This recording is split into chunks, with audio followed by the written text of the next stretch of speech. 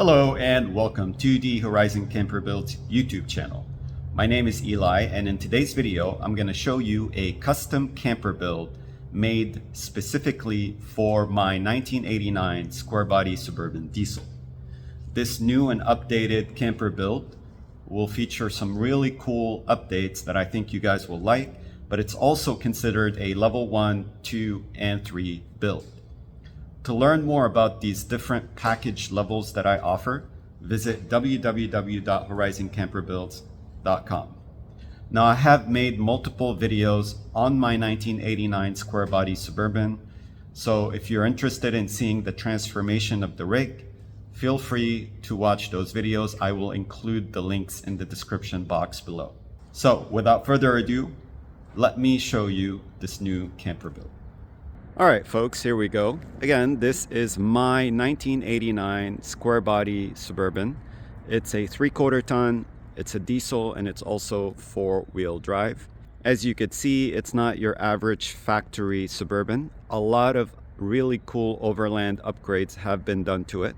I covered those upgrades in my previous 2 videos on this rig, but just to summarize, we do have a really cool custom-made off-road front bumper with a built-in 15,000-pound winch and some LED lights integrated inside the bumper. We have a 4-inch lift with 35-inch all-terrain tires. We have a custom 8-foot by 4-foot roof rack with also LED lights on top and a solar panel. And then finally in the rear we have a custom rear bumper with 2 swing out arms, one for the spare tire and another one for the diesel jerry cans.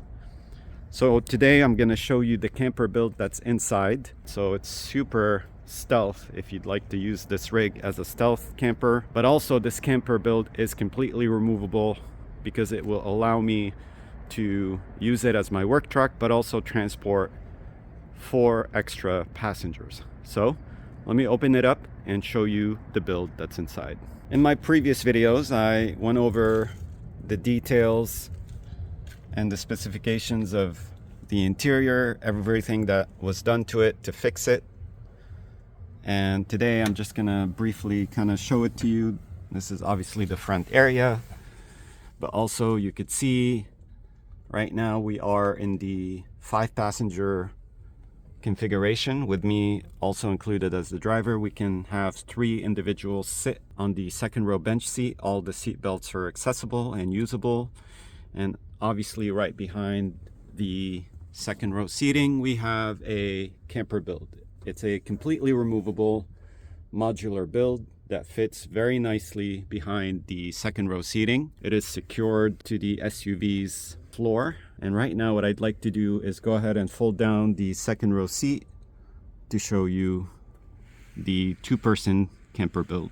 Before I go ahead and fold down the second row bench seat, I want to show you a feature of this build that while it's folded over like this behind the second row bench, you can use this area to transport camping equipment, whatever you need for an overlanding trip. We also have more storage right behind the fridge, in between the folding extension, and also right here on the side. So there's plenty of space to transport extra stuff before you go ahead and set it up as a camper. So I went ahead and set up the mattresses. I unfolded the camper build. You could see the seats are folded flat. The extension is sitting nice and firmly on the second row backside of the bench seat.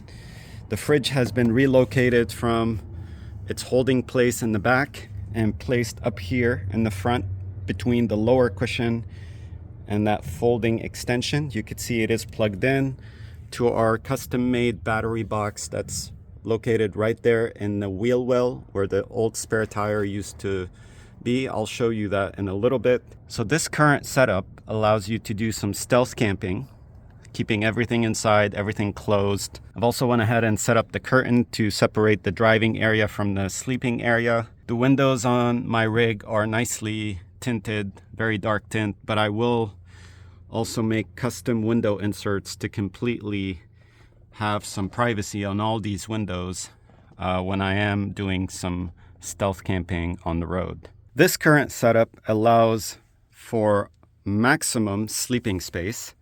You could see we have about 50 inches wide. Both of these mattresses measure 25 by 75. They're 4-inch thick foam, removable covers if you'd like to wash them. But you could see there's tons of space for sleeping. So this is in the double bed configuration, but it can also become a single bed setup, which allows you to sit on this mattress and use this as a flip over counter. So let me go ahead and set that up and show you what that looks like. Okay, so I went ahead and removed the passenger side mattress.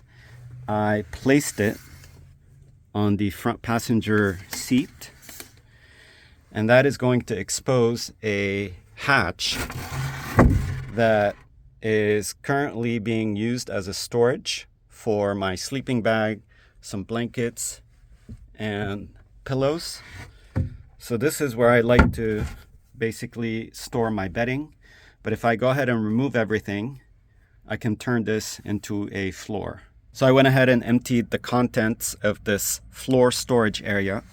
You could see the cover that was covering the storage area is now back here, and it's acting as a backrest for my pillow to lean right against it and provide a very comfortable seating arrangement for me to be able to sit in here and use this as a counter. I'll show you in just a second. So now I'm sitting, I'm leaning back so my head doesn't touch the ceiling. I have plenty of space for my feet, and this shelf can become a counter by just flipping it over like this. It's very sturdy. I could use it to maybe place my laptop up here and work on my laptop, or I can use it to have something to eat inside if I'm doing some stealth camping. And here's the fridge so I can access my food. If I have the window exposed like this, which in this case we do, I can, enjoy the view. This is a tailgate Suburban, so I went ahead and brought down the window, which is really nice. This is going to give me plenty of ventilation, but also I can turn on this fan. It's a clip-on fan. I have it wired inside the spiller, and then it will allow me to go ahead and turn it on to also help with ventilation. If I'm camping in a hot area, I can open this window, I can open that window, I can turn on that fan, and I can also open this window. Let me go ahead and show you some storage that you could access while you're in this setup. We have a little cubby area in here that could be used as storage. I have some blankets in here. I also have the covers for the mattresses. This area is also a cubby. I have a step stool. I have a folding table. There's 2 lawn chairs in here. Here we have a fixed shelving area. And then obviously this, if you're not flipping it over as an extension, you can use it as storage, as a shelf. Furthermore, we have more storage here. I elected to just hang this cargo net and just place some random items in it. And behind the cargo net, I have kind of a storage area for like a sleeping bag or whatever I can fit behind this cover that is now a backrest. But also we have more storage under this folding extension. Let me go ahead and show you. You can see down here I can place my backpack. I like to keep this area clear so I can actually be able to step outside. By opening the door, I can rest my feet on the ground, I can put my shoes on, go ahead and exit out that door. What I'd like to do now is go ahead and show you the level 3 part of this build, which is the battery, the solar, the inverter, and the outlets. Back here we have a custom built power station. It's sitting very securely where the old spare tire used to be. This power station inside will have a 200 amp hour battery, a 2000 watt pure sine inverter, two solar controllers back here, one for the fixed solar panel that's all the way up the roof rack. It's 100 watts. And the other one is for the portable panels that are secured under the bed. They have their own slot. But we also have an extension cord in that little bag right there. It's a 25-foot extension cord, so I can move these panels. If I have the rig parked in the shade, I can move these panels to where the sun is. In total, we have 320 watts of solar, 200 amp hour battery, and a 2000 watt inverter. Not only do we have solar charging, we also have engine charging, because we have the rear battery connected to the front two batteries via a smart isolator. So when I turn on the engine, the alternator will charge the rear battery. And if I also have the engine off, the solar panels will not only charge the rear battery, but also the front two batteries. This rig does have two front batteries.